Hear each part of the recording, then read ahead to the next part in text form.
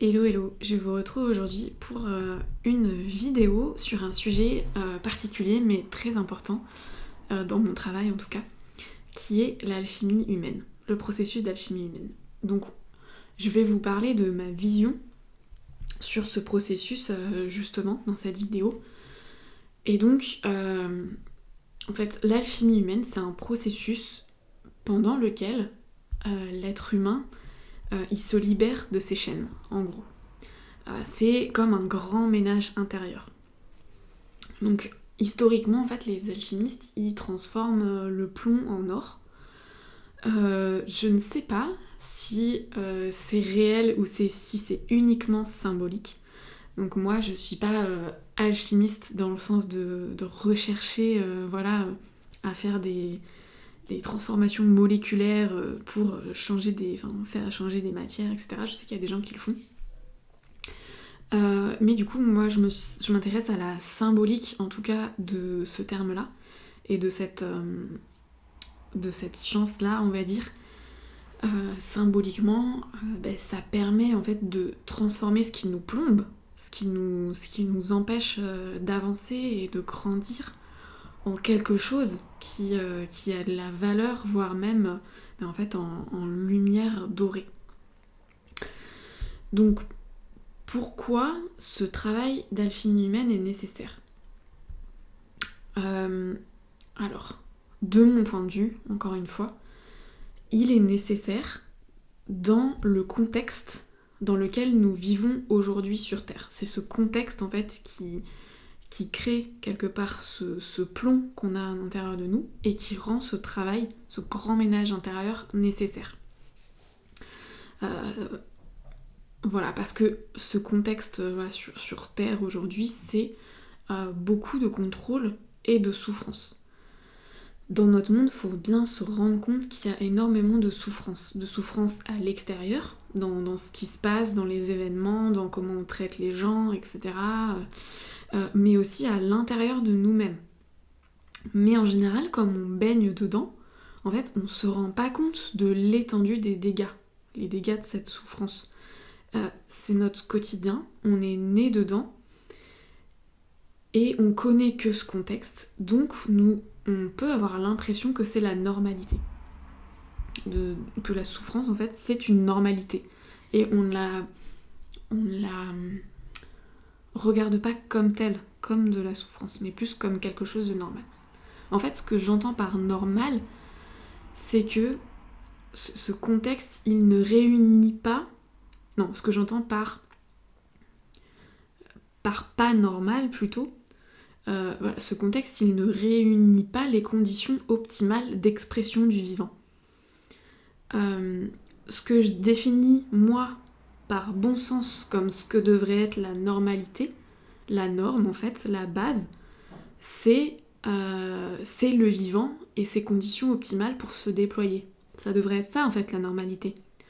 Or, aujourd'hui, c'est pas le cas. Et donc, c'est en ça que, pour moi, notre contexte, il n'est pas normal. Et donc, avec cette non-normalité, ces conditions qui ne permettent pas aux vivants de se déployer dans les bonnes conditions, justement, c'est pour ça qu'il y a besoin de faire ce travail d'alchimie humaine, parce que ce contexte qui n'est pas normal crée énormément de plomb à l'intérieur des humains. Du plomb symbolique, évidemment.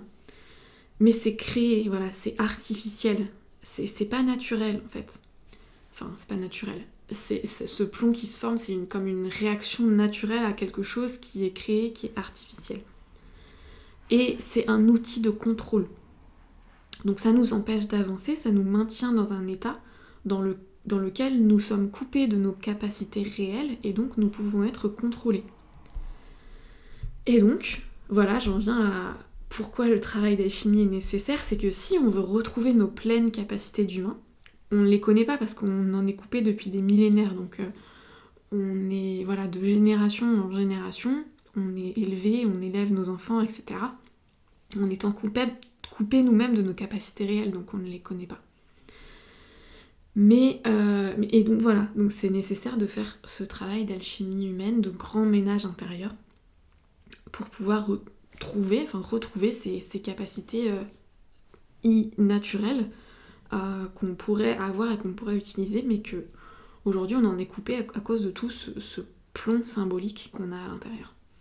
Voilà, mais il y a des personnes qui l'ont fait, qui ont retrouvé leur capacité, c'est une poignée par rapport à la masse d'humains qu'il y a sur la Terre, et ces personnes-là peuvent nous mettre des petits cailloux sur notre chemin, voilà, on peut tomber sur un livre par-ci, un témoignage par-là, etc. Juste pour nous permettre de nous remémorer que ce travail-là, il est possible en fait. Et ok, maintenant, pour qui il est nécessaire ce travail d'alchimie humaine, ce processus? En fait, juste par rapport à ce que j'ai dit avant, il est nécessaire pour les humains qui veulent retrouver leur liberté intérieure, leur pleine capacité, leur plein potentiel. Quand on n'a pas notre liberté intérieure, on fonctionne avec beaucoup d'automatisme. Des réactions, des pensées, des émotions voilà, qui nous traversent, qui sont présentes à l'intérieur de nous. On ne les choisit pas en fait, elles s'imposent à nous, voilà, ces pensées, ces émotions, elles s'imposent à nous en fonction du contexte et des situations qu'on vit. Et donc on n'est pas libre de nos états intérieurs. Ils sont là en réaction au contexte et aux situations. Alors que notre liberté intérieure, elle se traduit par du calme, de la sérénité, de la disponibilité à ce qui se passe, que ce soit à l'intérieur ou à l'extérieur, ce qui se passe à l'intérieur, ce qui se passe à l'extérieur, de l'écoute. Et ensuite, grâce à cette disponibilité, on peut décider, on peut faire des choix, on peut agir à partir de ce calme intérieur et pas réagir à partir de nos états pollués. Je reparlerai après du terme que je vais utiliser, mais ce terme pollué qu'on subit. Donc voilà, c'est ce travail d'alchimie humaine, il est nécessaire pour les humains qui veulent retrouver leur liberté intérieure. Et donc il faut faire un grand ménage. Un ménage, c'est pas n'importe quel ménage, c'est un ménage profond, conscient et vraiment choisi. Donc tout le monde n'est pas prêt à le faire, n'en est pas là, n'en est pas à cet endroit dans son processus d'évolution, et c'est ok. Ouais, tout le monde n'est pas prêt à faire ce travail-là. Mais pour les personnes qui sentent profondément à l'intérieur d'elles-mêmes un appel de leur âme pour reprendre leur liberté sur les contraintes qui nous sont imposées par ce monde dans lequel nous vivons. Donc en gros, c'est pour briser ces chaînes vibratoires en fait, ces chaînes invisibles. Mais voilà, pour ces personnes qui ressentent cet appel intérieur de c'est bon maintenant en fait, il est temps de retrouver ta liberté intérieure et tes capacités, voilà, c'est nécessaire de passer par ce processus d'alchimie humaine. Donc, maintenant, comment se fait ce travail d'alchimie? Dans cette vidéo, évidemment, je vais pas rentrer dans le fond en fait, du travail et du processus, je vais présenter comment il se fait dans les grandes lignes. Mais ça donne déjà des indications en fait. Donc selon moi, ce que moi j'ai identifié, comment moi je le fais, parce que je dirais après, il y a autant de... Même si pour moi les principes restent les mêmes, après ça se fait de manière unique en fonction de chaque humain. Mais du coup, moi les étapes clés que j'ai identifiées, c'est avant tout de l'observation de soi.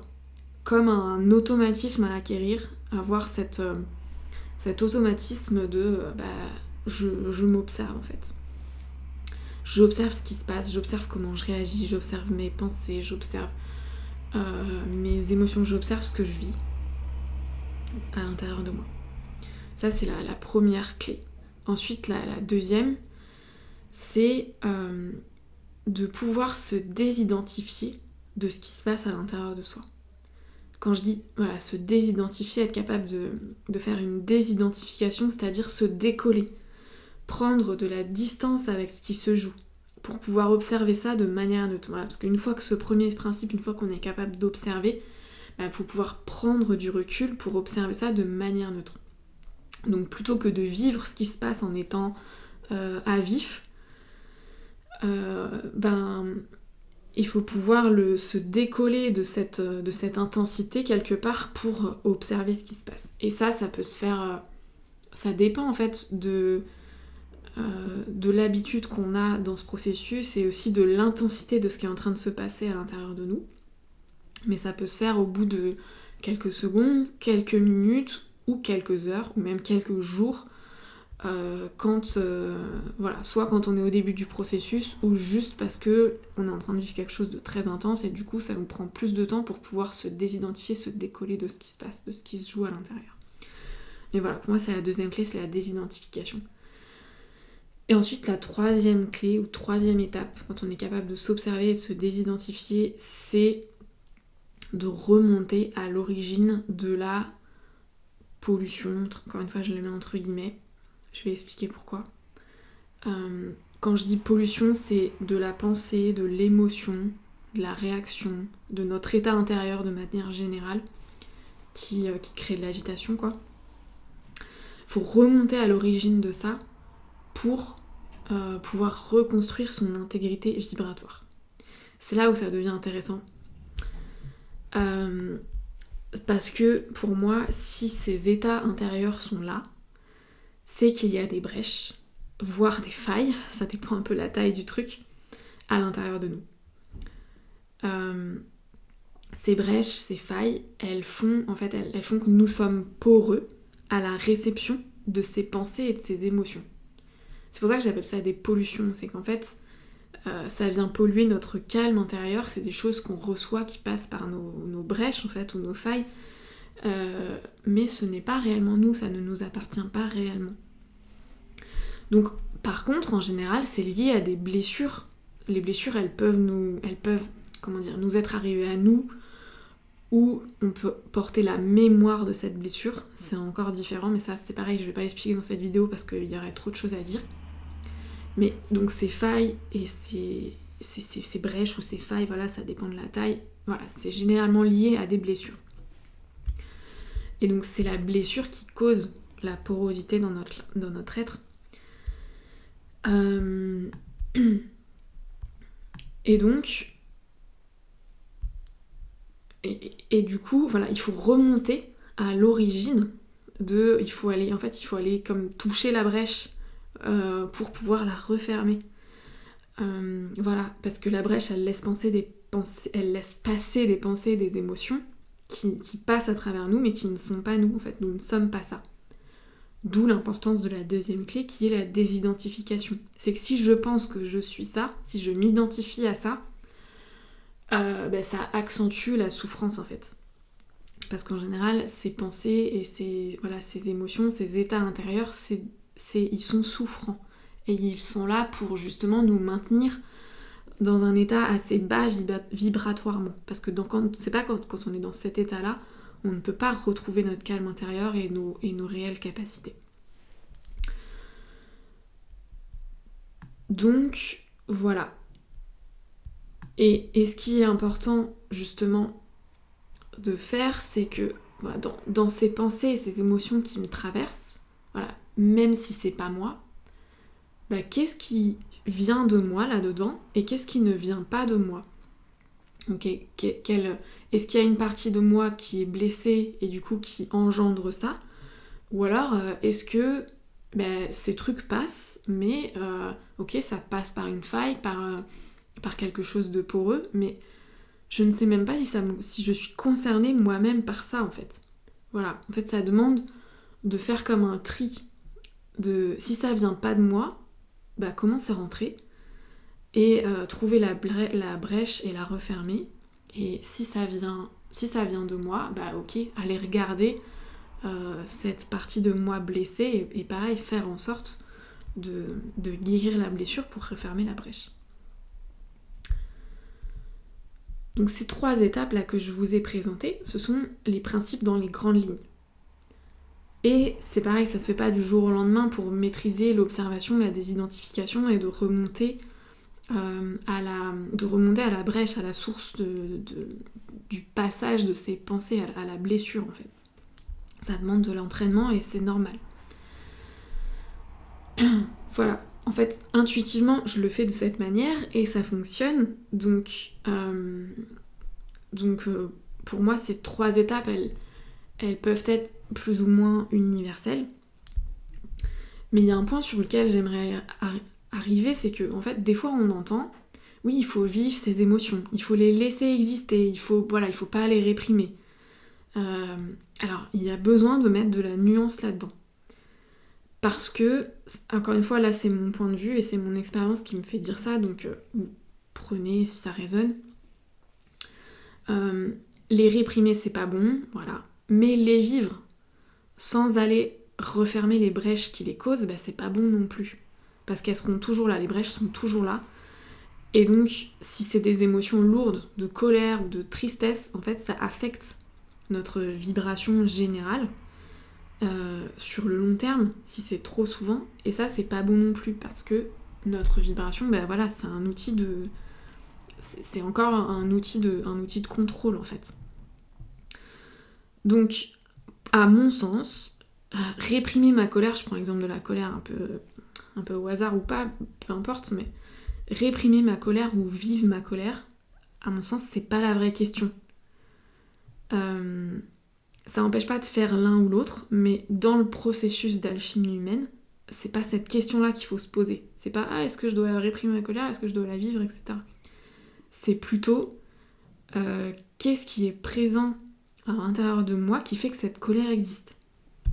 De quoi il y a besoin à l'intérieur pour qu'elle n'ait plus lieu d'être et que je trouve enfin la paix en fait sur ce sujet qui génère de la colère ou une autre émotion souffrante en fait. Donc voilà, c'est ça, c'est que si on referme pas les brèches, si on va pas plus loin que de se poser la question vivre son émotion, etc. En fait c'est la course à l'émotion sans fin quelque part, ou à la guérison sans fin. Et ça veut pas dire qu'il faut forcément tout comprendre ou tout analyser, c'est pas ça. Des fois, il y a besoin de comprendre, de se souvenir des choses. Et des fois, des choses qui se réintègrent, voilà, des blessures qui se guérissent sans avoir besoin de les comprendre. Voilà, on peut sentir l'énergie qui bouge ou de l'énergie qui se libère, voilà, ça se fait. Mais et voilà, il y a de la nuance à venir mettre sur laisser, vivre ses émotions sans aller refermer les brèches en fait qui font qu'elles sont présentes à l'intérieur de nous, bah ça va pas arranger notre état en fait sur le long terme. Et donc voilà. Donc pour conclure sur cette vidéo, sur ce sujet de l'alchimie humaine, même si c'est un vaste sujet, j'avais déjà quand même envie de faire une première vidéo qui aborde le sujet de manière assez synthétique. Donc voilà, faire son alchimie humaine, c'est faire le travail pour dépasser une bonne fois pour toutes ce système de limitation là dans lequel on est et qui nous entrave dans la récupération de nos capacités réelles. Et donc de rebâtir notre force intérieure petit à petit. Et donc ça passe par rebâtir notre intégrité vibratoire qui a été endommagée. Voilà, elle a été endommagée par des blessures qui ont créé des brèches et qui sont des portes ouvertes à de la souffrance. Et donc, c'est pour ça que le monde, il est dans cet état-là aujourd'hui. Parce que, tous les êtres sont pleins de brèches. On a causé des blessures pour créer des brèches, pour faire rentrer et vivre de la souffrance. Donc voilà dans l'état dans lequel on est. Donc c'est pour ça que le travail d'alchimie humaine, c'est un travail de guérison. Ça demande d'aller visiter les endroits blessés et endommagés dans notre être en fait, pour les réparer et retrouver en fait sa force intérieure. Parce que comme on n'est plus poreux aux énergies de souffrance, on n'est pas tout le temps en train d'être envahi par de la souffrance, du coup on peut rebâtir en fait son être comme un sanctuaire en fait, et on peut retrouver de la stabilité et de la force à l'intérieur de nous. Et donc, pour moi, dans ce travail-là, il y a une base commune. Voilà, c'est refermer les brèches, arrêter de se faire polluer par des basses vibrations qui ne nous appartiennent pas réellement, mais qui profitent de notre porosité pour distiller comme ça de la souffrance à l'intérieur de nous. Et donc, faire ça, ça permet de retrouver nos capacités réelles de calme intérieur, de souveraineté, d'arbitrage et d'amour, tout simplement. Voilà, donc ça, pour moi, ça c'est cette base commune à tous les humains. Et après, par contre, les portes pour rentrer dans ce processus et le vivre, bah là, elles peuvent être différentes selon chacun. Mais j'ai identifié voilà, ces points clés comme étant les bases communes de ce processus. Et je vous ai aussi quand même présenté un peu les enjeux et pourquoi à un moment c'est important pour un être humain de faire ce processus, en tout cas s'il en ressent l'appel intérieur en fait. De vraiment pouvoir grandir et évoluer. Voilà, mais je vous remercie pour votre écoute, j'espère que ça vous a intéressé et puis je vous dis à une prochaine fois.